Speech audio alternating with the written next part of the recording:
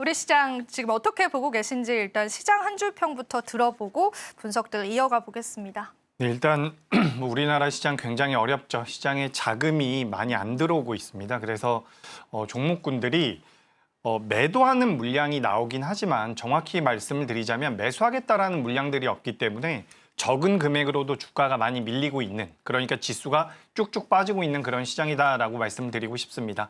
사실상 저는 지난주에 대선 이후에는 채권 금리 강세라든지 달러 강세가 어느 정도 좀 완화가 되면서 우리 시장이 저점을 좀 잡아주지 않을까라고 기대를 했는데, 주말 지나오면서 다시 한번 채권 금리 강세라든지 달러 강세가 이어지면서 우리 시장 굉장히 좀 어렵게 진행이 되고 있다. 이렇게 좀 말씀드리고 싶습니다. 그래서 전반적으로 지금 우리나라가 미국의 대선 이후에 전 세계적으로 증시가 굉장히 좋았어요. 근데 우리 시장만 굉장히 안 좋은 모습이 나오고 있기 때문에 체감상 더 힘들다라는 말씀을 드리고 싶고요. 아직까지 완벽히 저점을 잡았다라고 보기에는 좀 어렵지 않을까.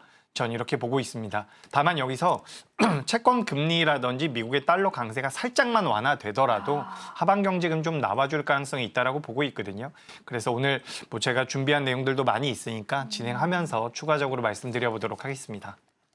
네, 우리 시장 지금 현재 거래 대금도 메말라 있는 시점이기 때문에 우려가 크실 것 같습니다. 앞서도 잠시 언급을 해주셨는데 지금 원달러 환율이 1,410원까지 도달을 했다가 1,407원입니다. 이러한 강달러 현상이 사실은 본부장님 저는 좀 이해가 되지가 않습니다. 트럼프가 당선되고 나서 이제 강달러가 이제 기조를 보이면서 우리 시장에 영향력을 주고 있는데 이러한 시장의 해석들 어떻게 바라보세요?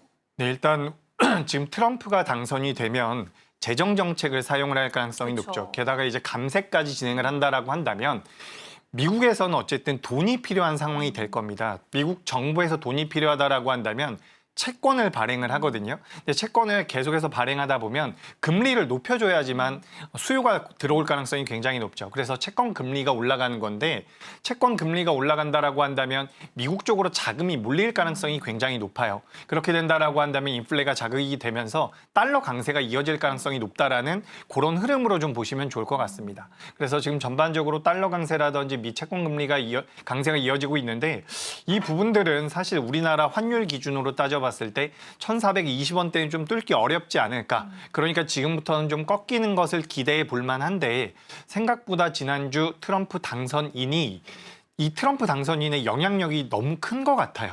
그래서 전 좀 걱정이 되는 부분이 있기는 합니다.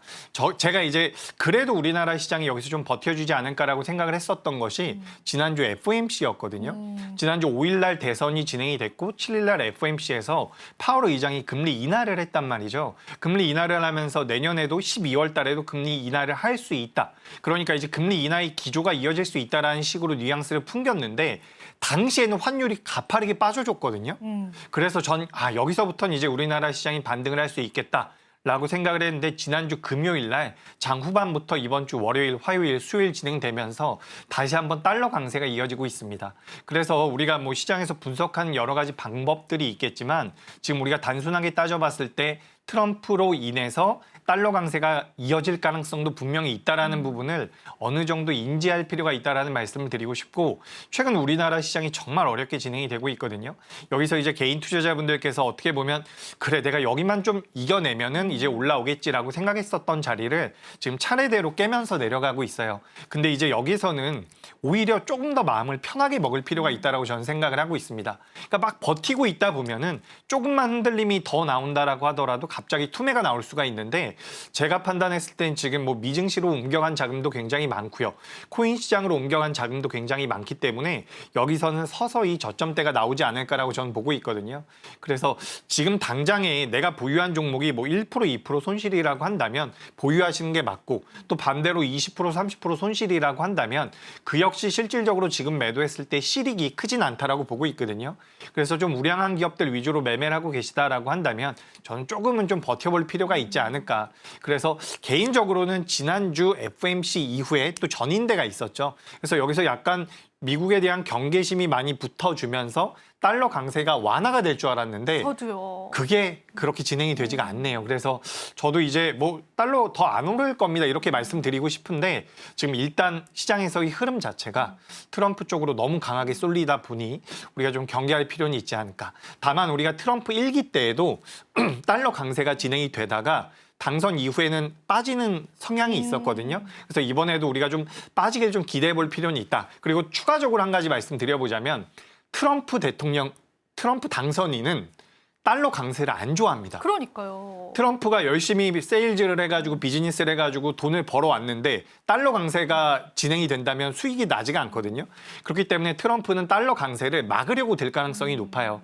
그래서 지금 굉장히 이게 반비례인지 정비례인지 왔다 갔다 진행이 되고 있는데 트럼프가 어쨌든 달러 강세를 그렇게까지 좋아하지는 않습니다. 그렇기 때문에 지금 당장에는 달러 강세에 대해서 우리가 경계할 필요가 있지만 여기에 대해서 이제 어느 정도 안정화가 되는 모습. 그러니까 이게 너무 가파르게 올랐어요. 그리고 달러 우리가 환율을 볼 때 가장 중요한 것은 변동성이 줄어드는 것이다라고 생각을 하면 좋거든요. 그러니까 우리가 지금 1,400원대 올라와서 여기서 멈춰줘도 괜찮아요. 그러니까 기업들 같은 경우도 대체적으로 뭐 해지라든지 여러 가지 수단들을 통해 가지고 수익성을 만들어내고 있는 구간이기 때문에 환율이 여기서 한 번 더 폭등하지 않는다면 여기서 이제 변동성만 좀 줄어들어도 우리 시장에 좀 긍정적으로 작용할 수 있지 않을까. 이렇게 말씀드립니다만 시장이 참 좋지가 맞아요. 않네요. 네. 그렇다라고 해서 제가 뭐 우리 시장을 떠나자고 말씀드릴 수도 없고 맞아요. 그리고 이제 우리나라 시가총액 상위 종목군들이 뭐 반도체나 2차 전지가 아무래도 미국의 뭐 IRA 폐지라든지 칩스법 쪽에 대한 그런 부정적인 이슈로 인해서 영향을 받다 보니까 굉장히 안 좋은 모습이 나오고 있다라는 말씀 드리겠습니다. 지금 바로 구독을 눌러보세요. 실시간 경제 뉴스, 투자 전문가들의 다양한 시황과 정확한 분석, 또 알찬 투자 정보까지 신뢰할 수 있는 저희 서울경제TV와 함께하세요.